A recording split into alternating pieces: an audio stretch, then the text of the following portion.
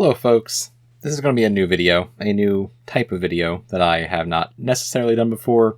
Technically, it's kind of a review, kind of not. It's more just me talking here. It's me talking with some actual, edited clips in and stuff, because, why not? But the gist of it, let's talk about HBO Max's Velma. Let's talk about Velma, shall we? So, I'm going to probably, arrange this kind of like how I did my old Miss Marvel reviews when I did that before I started doing the reaction stuff more important, more to the point. So it's going to be broken into certain parts, and I'll have those linked down below as little section chapters. But let's just talk about Velma, shall we? Let's talk about HBO Max's Velma, as everyone else already has. Let's talk about Velma. So before all that, let me do a little introduction first. So introduction. I am a big fan of Scooby-Doo. I have been a massive fan of Scooby-Doo basically my whole life. I grew up watching Scooby-Doo all the time. Watching it a lot on syndication on Boomerang. Boomerang was one of my favorite channels growing up, just because it was. I really liked watching the old Hanna-Barbera cartoons, but mainly watching Scooby-Doo and Wacky Races as well. So I grew up loving Scooby-Doo. I rewatched the 90s straight-to-video movies that kind of progress the storyline of Scooby-Doo, which, well, I'll bring those back up later. I'll bring those back up because they're great. Zombie Island, Witches, Ghost, Alien Invaders, and Cyber Chase, all really great. I'll bring those back up. But watch those on repeat with my sister, my grandmother, my family, all of them. Watched them on repeat. And I loved What's New Scooby-Doo. Especially the fact that that the theme song was sung by Simple Plan, which my sister was really, really into at that time in the early 2000s. It was a fun time. And again, watched the original Scooby-Doo show, and also played some of the games as well. Night of 100 Frights, very underrated classic game. Very underrated. Also great for speedrunning too. But I love Scooby-Doo. Now, why do I love Scooby-Doo? I love Scooby-Doo because it's nostalgic, because it introduced me to mysteries, and I do love mysteries, and it, for the most part, was a horror show. It was a horror show built for kids, and that's kind of the whole point. It was built for kids, but it introduced you to the world of horror and the world of mystery, and I always loved that. I always loved that idea, and I think it's really what got me into really liking and appreciating horror and mystery as a genre now, as an adult. So, love me some Scooby-Doo. Also, all the characters of Scooby-Doo are iconic characters at this point. They are all iconic characters, and I love each and every one of them so much. So much. So, with all that being said, when Velma was announced, was I excited for it? The answer to the question is maybe? Kind of. When it was first announced, a couple years ago, when it was just simply announced as Mindy Kaling doing an adult animated series of Velma talking about her origin story. With just that write-up, I was like, okay, this could work, maybe? This could maybe be something. This could in fact be something in the end. But at that time, adult animation was going through a really weird time when it was first announced, where there were a couple of good shows and a lot of other shows that were just copy-paste of Rick and Morty. And it could have fallen into one of those two categories. Either it was going to be good, or a copy-paste of Rick and Morty. What we got wasn't any of that, unfortunately, and we'll talk about that here. So, just to wrap it up, was I excited for the show? Sure. Let's just say sure. And now let's go into the actual thing. So, I want to be a little positive first, because I do like being positive on this channel, and I do like talking about positives of things. So, let's start with this. Part 1. Let's be positive here. So, a couple positives for the show, I will say. A couple positives. I think the art style of the show is pretty good. Pretty good. I like the way the characters look. I like the way the world looks. I like the way it's animated. Maybe not necessarily movement-wise, but I like the way that the characters look in comparison to other characters. I think all that looks fine. I think the colors are great. I think it's cool. The character designs, I think, are pretty good. Honestly, I think Daphne's character design might be one of her best looks, for me personally, in the whole thing. I think Freddy looks like Freddy. And I think Norval is a respectable version of Shaggy for, altering Shaggy how you want to fit the show. And I do not care about any of the race or gender swapping or anything. I don't care about all that. do whatever you want to do with that. These are very, very malleable characters. You can do whatever you want with them. So I think the overall design of the characters are cool for what they're going for, and they're all cool. And I think when the show gets creepy and wants to get a little spooky and have that like supernaturally stuff to it, I think it looks pretty good, especially with the colors of it, the way the ghosts look, or the hallucination ghost that Velma has, I think all work, and I think they look pretty good for what they're going for. Those are my positives. So we're done with part 1. Part 1 out of the window now. Part 2. Yeah, it's bad. This show is bad. This show is not good. Not good. So why is it bad? Why is it bad? This is not going to be like a full out like critical review of everything. Now I'm just going to talk about why it's bad in my personal take. Why it's bad. The jokes for this comedy series are not funny. Nothing about the jokes are funny here. They are not written as if they're jokes. They are written as if the characters and the writers are just talking at you and also like downing the audience that's watching the show and anyone who watches shows like it. So they're not funny. Also, they're meta. Like a lot of jokes in this show are very meta jokes. That a meta joke only works if you're like doing it properly, and the show's not doing it properly at all. To the point where like the entire first opening scenes of the show are basically downing on other animated shows, mainly Harley Quinn, it seems, and also just pointing out the poor writing of the show. That's not funny. That's just pointing out the bad writing of the show. And let me go into some examples here with some actual clips. Fred's entire character arc in the first 2 episodes is the fact he has a really small penis. That's the joke, everyone. That's the joke. He got a small penis. You didn't mention Fred had a tiny dong. Oh yeah, real baby carrot. And I'm gonna ride it all the way to victory. Norval. I think he's a fine character overall. Unfortunately, I feel like all of his jokes, dialogue, whatever you want to call them, about him being very anti-drug gets really grating. Answer my VMs, voicemails, and then my dad heard me call you the B word, so I lost my phone for 24 hours. But I had to find you because I still don't know if you listen to my VMs, voicemails. Stoners watch Norval snacks? Damn it! This is exactly what happened to my vlog about Lil Wayne. And also the whole joke between him and Velma, which you've probably seen in every other video about this show. You know what 420 is, right? Yeah, it's code for adults who still watch cartoons. Yeah, that joke, not funny. That's not funny. That's just making fun of your audience that you don't have. Like, why are you doing this? Why are you doing this? But yeah, also, again, the whole opening scenes of the show. And if they are about girls, it's usually like, hey, what made this hot chick go crazy? Just how pilot episodes of TV shows always have more gratuitous sex and nudity than the rest of the series. But a lot of the humor in the show just isn't good. It doesn't work. Those are my main complaint ones, but like every other joke in the show just doesn't work at all. The biggest problem though, to me, is Velma herself. Velma's not a good person. Velma's not a good character. Velma's not a likable person or a likable character. Nothing about Velma as a character screams Velma or screams that I should be rooting for this character or wanting to watch them as a character. This character constantly reminds the audience of how terrible they are by constantly downing on every other character. White girl with too much money? White girl with too much money. You don't know me. By constantly being aggressive towards every other character.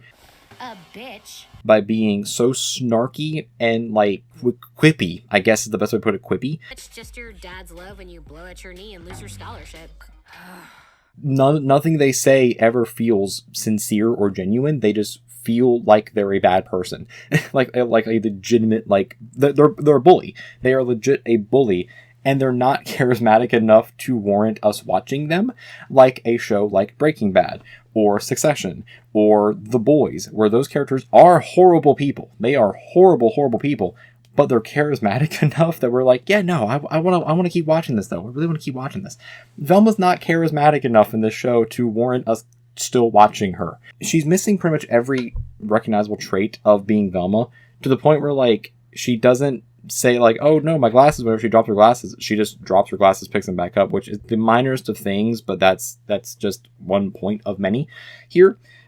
She doesn't seem smart. She, in fact, cheats off of Norval for her math homework, even though we see her have awards for winning things as a kid, I guess. And her solving mysteries aren't actually mysteries at all, and she's not solving anything. Plus, there aren't any mysteries to solve, which I'll get onto that next. But everything about Velma, beyond the fact that she's wearing an orange sweater and a red skirt, isn't Velma. It's not Velma at all. So, who is this character? Like, who is this character? And that's not even getting to the point of all the other characters being completely changed from their initial characterizations that we see in any other version of Scooby-Doo. It's just a Velma. Just Velma. I don't want to discuss Daphne or Freddy or Norval and the complete and utter erasure of Scooby-Doo. Like, Scooby's just not in the show at all.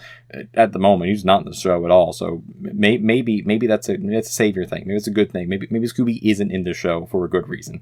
But it doesn't feel good. It doesn't feel good to watch her. The story as well is pretty pointless. It feels pretty pointless. So far in 2 episodes, there is the big mystery of these random side characters that we haven't met. I think we met maybe one of them that we haven't really met, dying, being stuffed in random places, and their brains being taken out. That is a pretty big mystery. Nobody cares about it, though. They mention it like once whenever the thing happens and then just move on from it.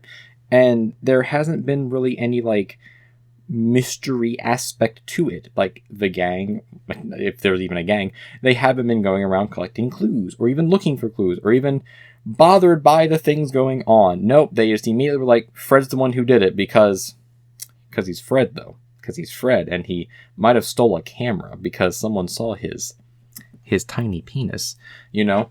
And it's like, that's, again, not a funny joke. And also, that's not a mystery, and that's not how you do mystery writing at all. So the big mystery of it doesn't feel important and doesn't feel good. The other big mystery of it is Velma's mom having gone missing when she was a kid, and that's what kind of got her into wanting to solve mysteries, but also not solve mysteries because now she has hallucinations.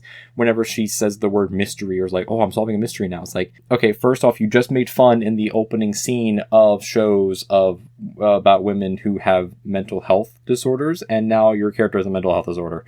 Kind of. If they are about girls, it's usually like, hey, what made this hot chick go crazy? You're making fun of your own show then, while also making fun of Harley Quinn. So that's a fun time. Thanks, HBO Max. Thanks for doing that as well.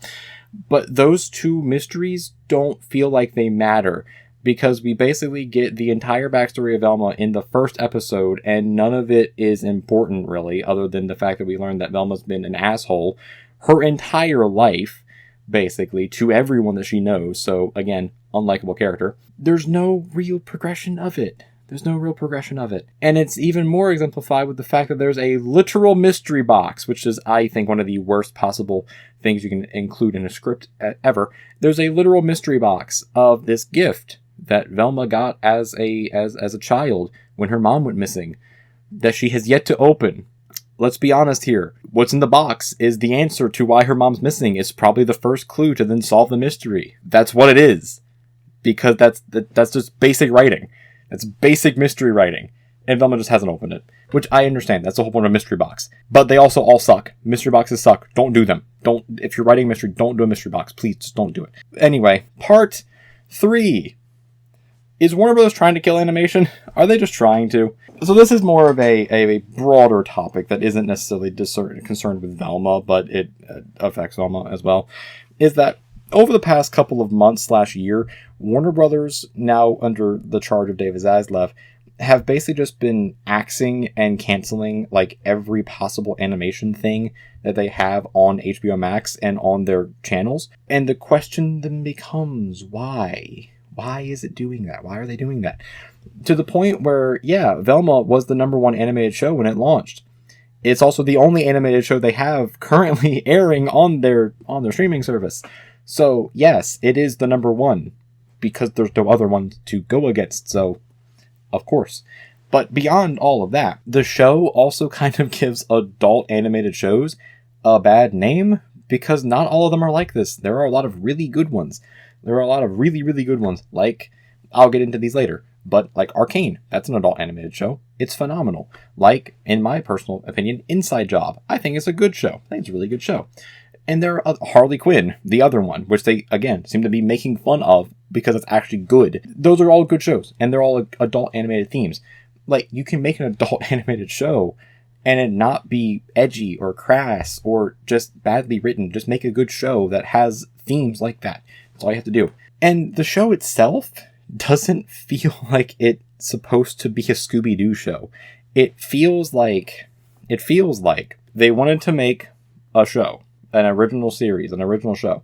And it seems like Mindy Kaling and her writer, Grady, I forgot the guy's name, Carl Grady, I think is his name, wanted to make an original show, and then Warner Brothers said, no, you can't do that.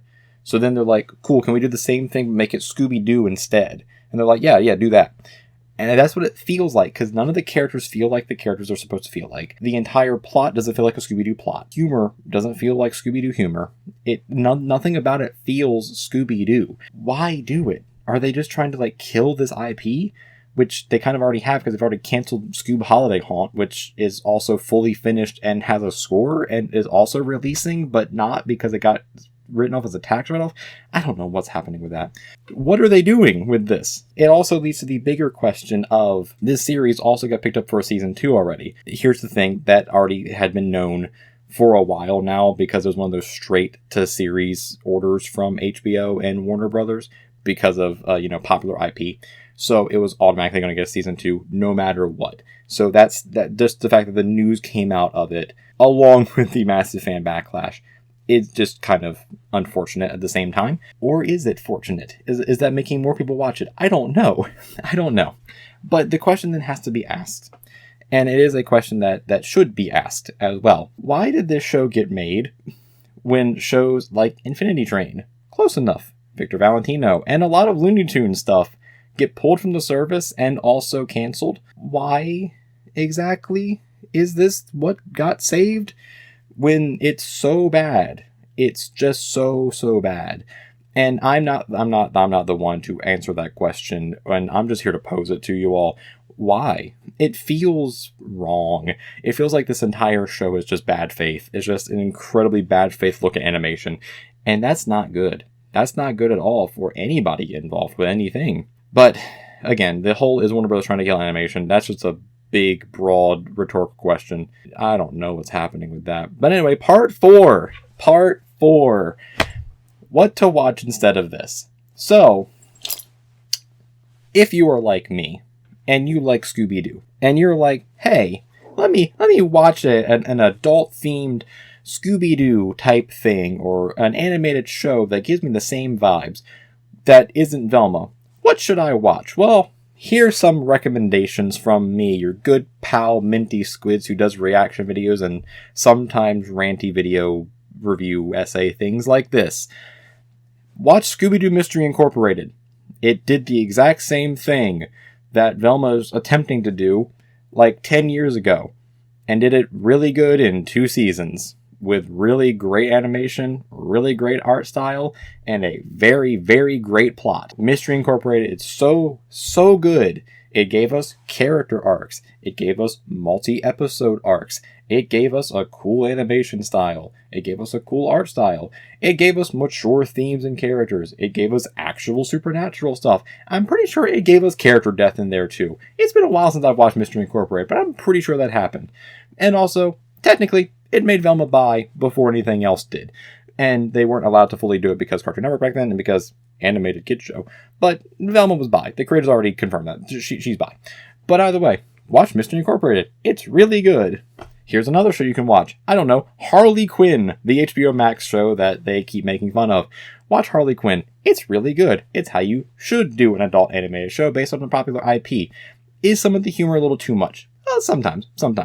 But does it also fully understand the characters better than anything else? Yes, it does. Very much so. It's a very good satirical take on comic books while still being true to the source material and the characters, and I have loved it. I thought this last season was really good, and you can watch my review for it up here somewhere.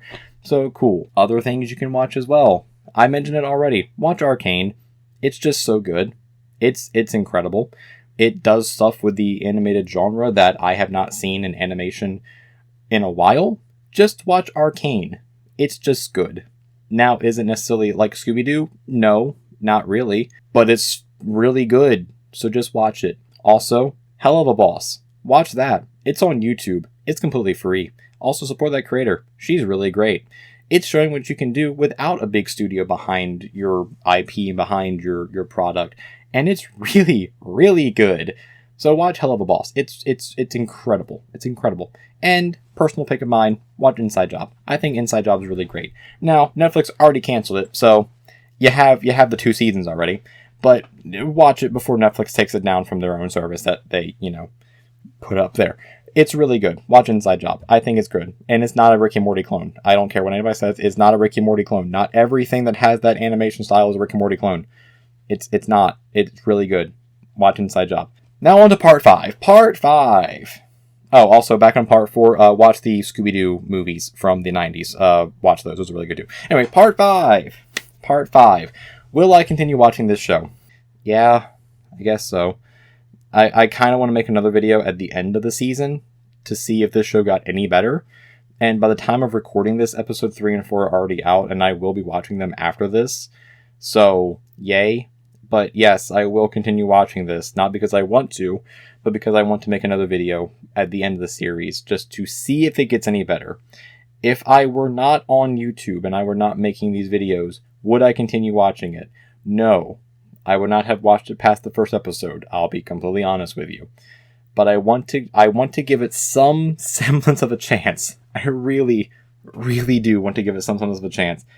I don't have faith in it. I really do not have faith in this show. But I want to hope. I want to hope it just had a really bad first 2 episodes and it's going to change a lot. But it's going to take a lot to change it, though. So I will be back at the end of the season to give my thoughts after the full thing's completed on what I think about this show. I'll be back at the end of the season. Luckily enough, they're uploading 2 episodes a week, which has a 9-episode run. So that's not how math works. But at the same time, none of these characters look like they can do math. So that makes sense with this. But I'll be back at the end of the season. I'll let you know what I think. But either way, that's been my rant review, Salty Squids, reactions to the first episodes of Velma. Let me know down in the comments, have you seen Velma? Do you want to watch Velma? Will you watch Velma? And did you like the original Scooby-Doo? What is your favorite thing from the original Scooby-Doo that this show is not doing, or not doing well, or ignoring completely, other than Scooby-Doo himself, like beyond that? So yeah, let me know down in the comments all that stuff. Try to keep it respectful, please. Try to keep it respectful and coherent and nice enough while still being critical of it. If you can, please do that. And yeah, over here is going to be a video as well. Oh, actually, before that, like and subscribe as well if you want to see more of these things, especially if you want to see my follow-up to this video. Yeah, subscribe to make sure you see that, and like the video too if you like the video. Over here is going to be a playlist of a good animated series called Arcane. Watch Arcane. It's very good. Over here is going to be a video that YouTube recommends as well from the channel. Watch that too. It's probably good as well. And I will see you all in the next one, which will be a reaction video to something, because that's what I normally do on the channel. Hope you enjoy that stuff. Have a great day, everyone. And I will see you all later. Until then, peace, everyone. Peace.